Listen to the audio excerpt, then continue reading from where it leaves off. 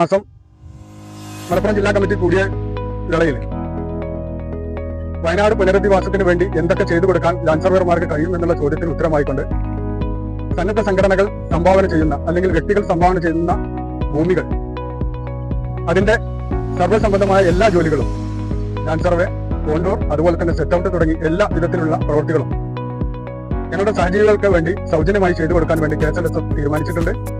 ഇന്ന്